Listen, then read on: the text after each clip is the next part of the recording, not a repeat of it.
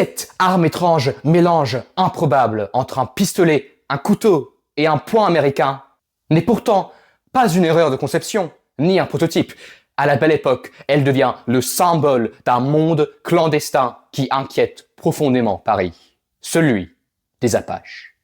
Aujourd'hui, leur nom a presque disparu des mémoires. Pourtant, ces jeunes criminels de la capitale ont laissé derrière eux un héritage inattendu. Non pas seulement à travers leurs armes ou leurs affrontements, mais aussi à travers une pratique devenue omniprésente dans notre société moderne, le tatouage. Mais pour comprendre l'apparition de ces bandes, il faut revenir quelques décennies en arrière, dans un Paris en pleine transformation. Au début du 19e siècle, les rues étroites de Paris jouent un rôle central lors des nombreuses révoltes populaires.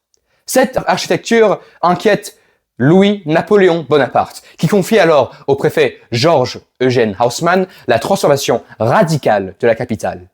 Les ruelles sinueuses disparaissent progressivement au profit de grands boulevards rectilignes, bien plus faciles à surveiller et à contrôler par l'armée. Mais cette modernisation a un coût humain énorme. Des centaines de milliers de Parisiens sont déplacés.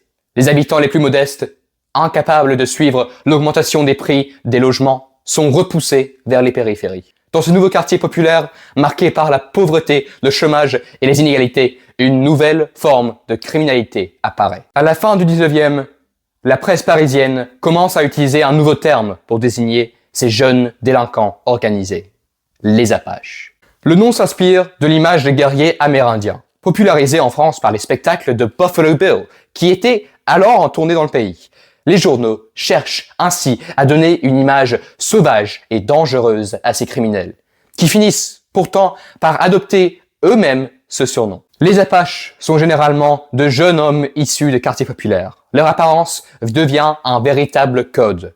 Casquette plate, foulard coloré, manteau sombre, pantalon large et chaussures soigneusement cirées. Leur tenue affirme une identité collective et participe à leur réputation. Leurs armes, elles aussi, sont parfaitement adaptées à la violence des rues parisiennes. Parmi elles, le célèbre coup de poing, aussi appelé le canon fou, attire particulièrement l'attention de la presse. Cet objet étonnant combine un petit revolver, une lame et un poing américain.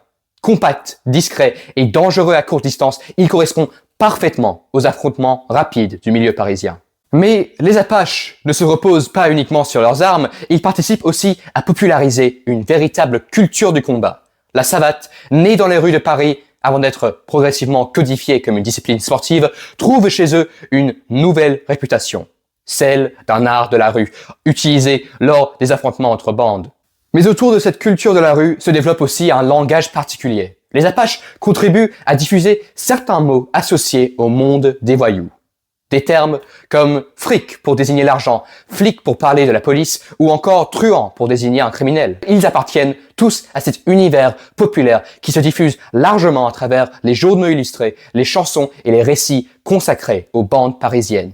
Cet argot devient une véritable manière d'affirmer leur identité de rue et de se distinguer du reste de la société. Pourtant, leur héritage le plus durable n'est peut-être pas celui des armes, ni du langage, c'est celui de leur tatouage. À cette époque, le tatouage est encore largement associé aux marins, aux soldats et aux prisonniers.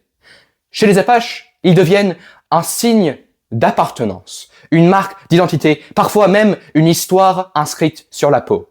Croix, poignard, cœur, nom, date ou symbole religieux racontent une histoire personnelle, une peine de prison, une relation perdue, une vengeance ou une appartenance. Mais avec la Première Guerre mondiale, l'époque des Apaches disparaît. Peu à peu, beaucoup sont envoyés au front, d'autres se fondent dans une société qui change profondément. Leurs bandes ont disparu. Leurs armes ne sont plus que de pièces historiques, mais leur image demeure. Car les Apaches n'ont pas seulement marqué l'histoire criminelle de Paris, ils ont contribué à façonner l'association entre tatouage, argot, monde et monde marginal. Une association qui a traversé tout le XXe siècle avant de devenir aujourd'hui un phénomène culturel mondial.